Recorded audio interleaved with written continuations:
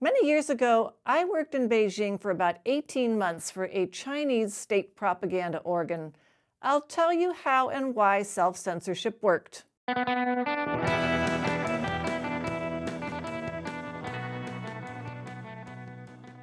I worked for the English language news service of China Central Television, which is an agency of the Ministry of Information, which was formerly called the Ministry of Propaganda, and I was writing, editing, and voicing broadcast news. A free world journalist once asked me, hey, have any of your stories ever been censored? And the answer is such an easy no, because no assignment editor or producer would ever assign anything that was essentially, a story itself hostile to the Chinese Communist Party. If there was new evidence implicating the Chinese government in the Tiananmen Square massacre, any kind of proof that the Chinese were involved in, widespread intellectual property theft, it wouldn't even get off the drawing. It would not get off the keyboard, I should say. And the same thing went for just newsy news, like local Beijing news that did not have an official party version.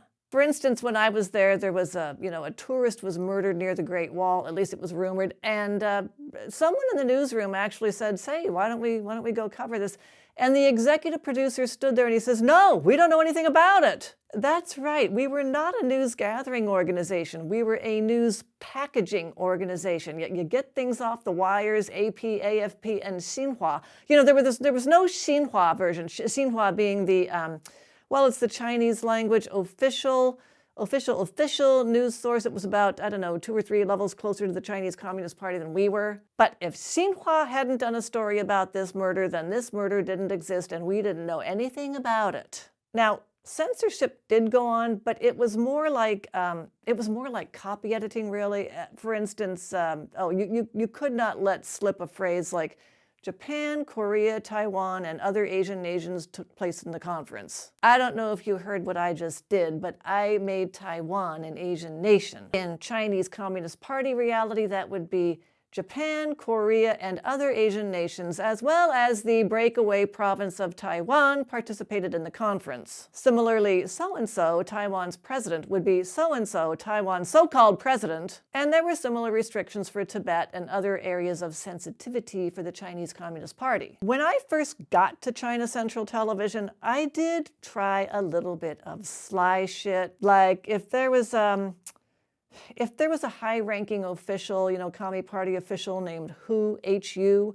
I would try to slip in a headline like, "Who's on first?" This is not to mock Chinese surnames. This was just to, throw a little bit of gratuitous ridicule at the Chinese Communist Party. But to my surprise, the censors always caught my sly little puns. The censors were all, they were all native speakers of Chinese. They had spent very little time in the West, and, they even had thick Chinese accents, and I don't know whether they were getting the cultural references or whether they somehow sensed that I was up to something. Anyway, when I saw that they were catching and stopping my little jokes, I stopped writing them because I realized that all I was doing was making their job harder, and I was also jeopardizing their well-being. They were also subject to layers and layers of Communist Party oversight, and things would have gone down a lot worse for them than they would for me if something really bad got out. The worst thing that would happen to me was I'd be sent packing, I'd be thrown out of the country. For them, they could be fined, they could be fired. If they really kept it up, they could lose their livelihood, they could lose their freedom. Now, as for who these censors were, their actual job title was chief editor, and they worked in the newsroom, just right there, right with the rest of us.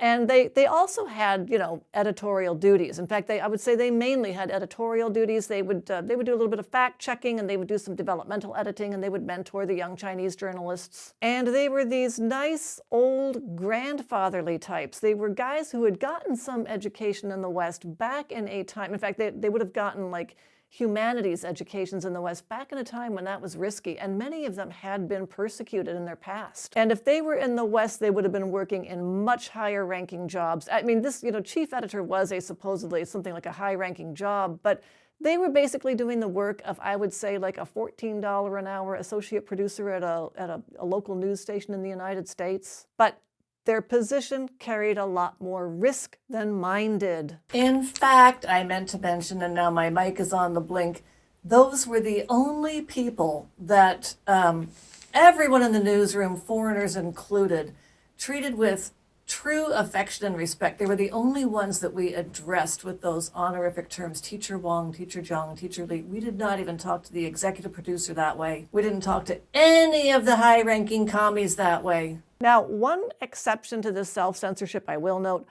foreigners in the newsroom were utterly fearless about what we talked about. We would say anything about the Chinese Communist Party, about society, the government, the leaders, anything. So that's how it worked in the official propaganda factory of an authoritarian regime.